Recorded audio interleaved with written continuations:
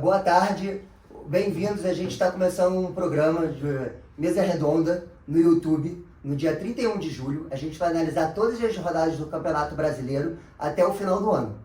Hoje a gente vai começar pela 18ª rodada do Campeonato Brasileiro. O meu nome é Felipe Mota e eu estou com Targa e Kissila. Agora vamos para o primeiro jogo de domingo, no final de semana, que é Botafogo e Cruzeiro. O Botafogo e o Cruzeiro vivem momentos interessantíssimos no Campeonato Brasileiro. São um dos 5 melhores times do campeonato. O Botafogo tem 3 vitórias e 2 empates. Ele também mudou o treinador depois do Mundial. E entrou o filho do Ancelotti, David Ancelotti. E ele parece que está no Botafogo já há mais de 6 meses. Porque as jogadas do Botafogo contra o Bragantino foram coisas que você vê que tem um treinamento ali e foi muito rápido. Então eu acho que nesse jogo, eu acredito que vai ser um jogo bem disputado. E o seu palpite? Eu vou lhe falar. O Cruzeiro quer se manter lá na ponta, isso é fato. E é uma surpresa para mim esse ano, porque o time, nesses últimos anos para cá, coitado, estava, como a gente comentou, respirando por aparelhos. E esse ano está me surpreendendo positivamente. Em relação ao Botafogo, vamos lá, eu achei esse técnico fantástico. Assisti o jogo, achei ele muito positivo, achei ele muito dedicado em campo. Pode ser que ele não entenda bem o nosso idioma, exato, mas tem a equipe técnica dando esse respaldo. Eu vi uma alteração muito positiva nesse último jogo, então achei ele fantástico, achei assim, não sei, ele me passou uma coisa positiva como profissional. Acho que ele está vendo a bagagem que ele tem do pai, ele está realizando ali. E olha que é a primeira vez que ele está ali, está fazendo um trabalho, acho que de primeira, está começando agora. E qual é o seu palpite, tá? Olha, o Cruzeiro, vice-líder, né, vem de uma derrota no Brasileirão, uma surpresa contra um Ceará, né, que a gente vai analisar o jogo do Ceará, e agora ontem empatou com o CRB pela Sim. Copa Brasil. Quer dizer, há aí alguma coisa, né, talvez um momento, né, qualquer. Mas, por outro lado, também o Botafogo está num momento super positivo, em que também o time, vamos dizer, quem assistiu os gols do Botafogo há de se surpreender com as jogadas rápidas, né, e tudo. A organização na tática. Foram todos gols muito bonitos. O último, então, o gol do Barbosa, né? Ele sai feito um louco lá e a bola chega nele, tudo, quer dizer, me parece que o Ancelotinho, né? O Ancelotinho está acertando e isso é muito positivo. Então eu acredito no Botafogo. Acredito no Botafogo, né? Mostrando aí que o David começa a pegar o jeito. Eu também acho que o Botafogo ganha. Por causa também, o Botafogo fez um resultado bom na Copa do Brasil, então ele não precisa poupar tanto e o Cruzeiro empatou em casa. Então, o Cruzeiro vai ter que ir com um time mais reserva para pegar o Botafogo no Engenhão. Então, acho que por isso o Botafogo ganha. E agora não sei se eu te perguntei. Eu acho que é o Cruzeiro. Eu acho que porque ele vai querer disputar ali, ele quer ficar em primeiro lugar. Até porque é uma questão de resgate histórico também, eu acho, né? Esses anos tão negativos, aí conseguiram chegar na posição que está, isso me surpreende muito. O Botafogo, eu acredito que vai ser um jogo difícil. Até porque ele está começando a trabalhar o que tem de melhor em cada jogador, né? Isso eu achei muito bacana do novo técnico, o Celotinho. Muito legal isso. Muito. O próximo jogo agora é Corinthians e Fortaleza. O Corinthians joga em casa. Ele tem 2 derrotas, 1 vitória e 2 empates. E o Fortaleza também. O Fortaleza tem 3 derrotas, 1 empate, 1 vitória. E o Fortaleza trocou o treinador. Não é mais Voivoda, que tinha um trabalho longo. E quem assumiu foi o Renato Paiva, que era do Botafogo. Isso. E eu acho que vai ser um jogo super interessante, um duelo fantástico. E eu acho que a gente vai ver um grande jogo de futebol. E qual é o seu palpite? Eu acredito também, porque o Corinthians, independente desse problema interno, digo político, que afetou muito o time, ele venceu o Palmeiras. Vamos lá, vamos falar de um jogo que aconteceu recentemente. Então eu acredito que o Dorival Júnior vai agora começar a trabalhar melhor, dando mais motivação, porque também teve problemas com alguns jogadores. acredito que agora isso deu um ânimo pro time. E em relação ao Fortaleza, eu não acho que é um time estável, entendeu? Eu acho que ele tem altos e baixos, sabe? E eu acredito que a chance do Corinthians vir mostrar a força que ele tem, que é um time grande, não desmerecendo o Fortaleza, mas acredito que ganha. O meu palpite, na verdade, é um empate, porque eu acho que o Corinthians também, mesmo ele tendo ganhado do Palmeiras, é uma vantagem muito pequena, então eu não acho que ele vai com um time titular e desgastar seus jogadores para não ter chance de cair contra o Palmeiras, que é um time muito mentalmente forte. Eu também acho que empata. Empata. Eu estou junto contigo. Eu acho que analisando pelo saldo de gols, são dois times com saldo de gols negativos. Né? O Corinthians, que tem um saldo negativo de 4 gols, quer dizer, tomou 20 gols e fez 16, contra um Fortaleza que tomou 23 gols e fez 17, quer dizer, menos 4 Corinthians, menos 6 o Fortaleza. Então, por esse lado, o técnico do Fortaleza, que veio do Botafogo, é um técnico cauteloso até demais, por isso que saiu Bastante. por isso que saiu do Botafogo, né? O Botafogo era um time que deveria, Ofensivo. vamos dizer, lembrar o time ano passado, né? Histórico, Então eu acredito que é um jogo tipicamente para o empate. Muito embora a vitória ontem do Corinthians foi deu uma motivação, muito importante, né? Eu acho que o Dorival também fez uma coisa muito importante. Ele não insistiu com um esquema 4-3-3. Ele foi com um esquema que deu certo ano passado, que eram 2 atacantes, que é o Yuri Alberto Depay de dupla, e o Garro de 10, e com um time mais marcador. Então isso foi... esse é o caminho para o Dorival talvez fazer o Corinthians evoluir na temporada. Isso. Agora vamos falar um pouco de Atlético Mineiro e Bragantino.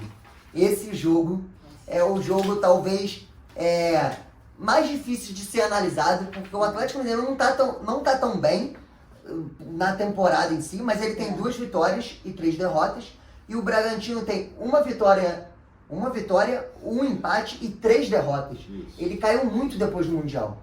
Então eu acho que o Atlético Mineiro pode tirar essa vantagem. Qual é a sua opinião, Targa, desse jogo? Olha, novamente eu vou analisar pelo saldo de gols. Tá. São 2 times com 0 de saldo de gols. Tanto o Atlético Mineiro, 16 gols pró, 16 gols contra, 0. Contra um Bragantino com 20 gols pró, 20 gols contra, 0.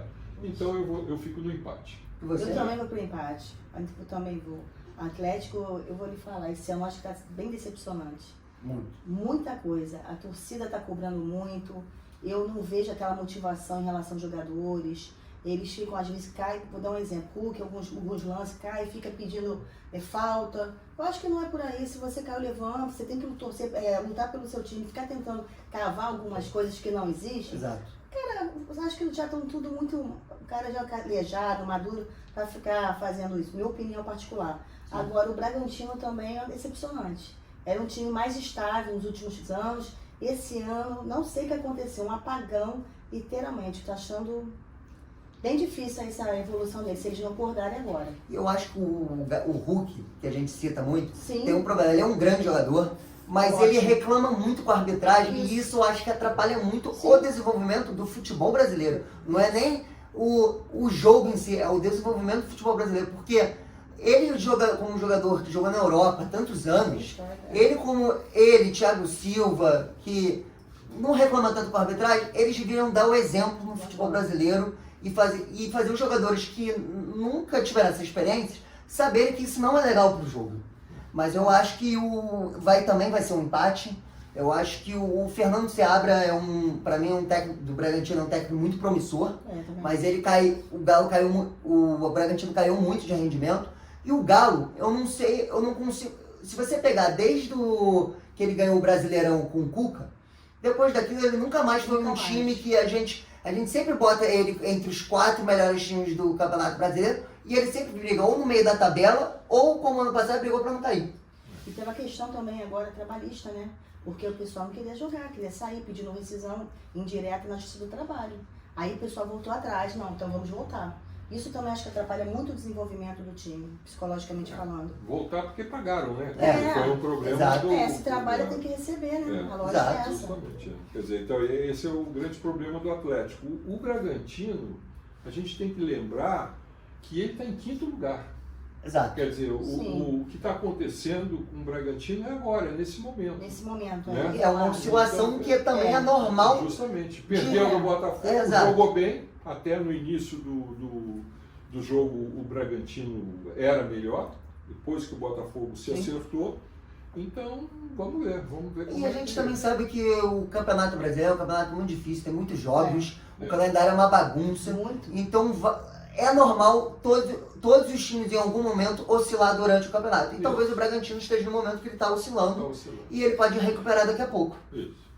Agora eu vou falar, eu acho que é um jogo, esse jogo eu acho que é um jogo muito bom também, Ceará e Flamengo. Isso. Porque o Ceará vem de 2 vitórias e 3 derrotas, e o Flamengo tem 4 vitórias e apenas 1 derrota. O Flamengo tá jogando um fino de futebol. O Felipe Luiz arrumou o time, mesmo com aquela briga do Pedro, que acho que motivou o Pedro também a querer lutar mais no treino para jogar. E o Flamengo tá fantástico. E é isso, é o que eu tenho basicamente para falar do Flamengo, desse jogo. E tem as contratações, né, Kissel? Muitas contratações promissoras. Até na Europa, eu estava lendo sobre isso, eles estão assim encantados como o Flamengo está conseguindo atrair, encantar os jogadores. Jogadores de alto rendimento. Sim. Lá fora. Todo mundo quer sair do seu próprio país e jogar lá. Não, os caras estão querendo vir jogar aqui.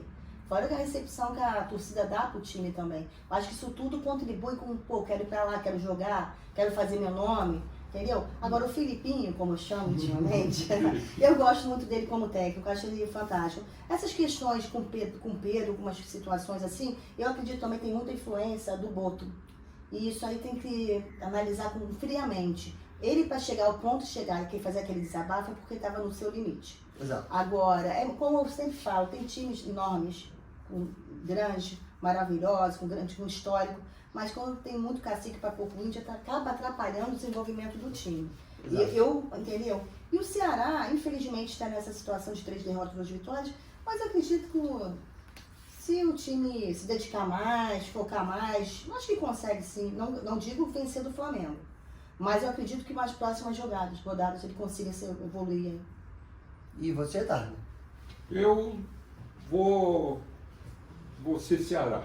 Ceará. Eu vou manter o Ceará está jogando em casa, é um jogo em casa, está subindo, eu acredito nessa subida. Né? Eu considero o Flamengo o melhor time, com o melhor técnico. Mas eu acredito que possa haver aí porque um jogo deslize, tudo pode acontecer, né? sendo lá. Mas é um time, alguns retoques ali. Eu acho que o meu palpite também é o Ceará, porque vai jogar dentro de casa. O Flamengo a gente não sabe que o jogo que a gente está gravando na quinta e o jogo é na quinta, então a gente não sabe como o Flamengo vai estar jogando. A gente não sabe se o Flamengo vai perder ou se vai ganhar. Mas eu acho que, desculpa te cortar, mas eu acho que o Filipinho, né, intimamente falando, eu acho que como ele arma o time, porque de repente ele fala, vou botar, vem tudo diferente. Então a gente fica muito naquela insegurança. E o torcedor rubro-negro fica revoltado muitas vezes, pedindo que ele saia, porque não concorda com a escalação. Isso aí é fato. É só você observar os comentários. Sim, eu acho que e ele também tem um elenco enorme, então ele rodar o time é normal e tem várias opções do mesmo. Tipo, tem um jogo que não joga. O Léo Ortiz teve um jogo que não jogou Danilo e Léo Pereira. Sim. Olha as opções que o Flamengo tem na zaga. Agora no ataque vai ganhar o Samuel Lino, o Carrascal. Tem também o Wallace Rian que está se destacando. Tá destacando também. O Flamengo também está tentando o Beltrán do Fiorentina, que é um atacante novo, tem uma de 24 anos. polêmica aí, mas eu acredito que ele vem assim. A questão também que eu vejo, que se o Flamengo, acho que todos os times deveriam ter 1, 2, 3 times, porque aí você também preserva a questão física do jogador, para poder não ter tantas lesões, como foi o caso do Paulinho. Quando a gente ia falar do Palmeiras, ia falar.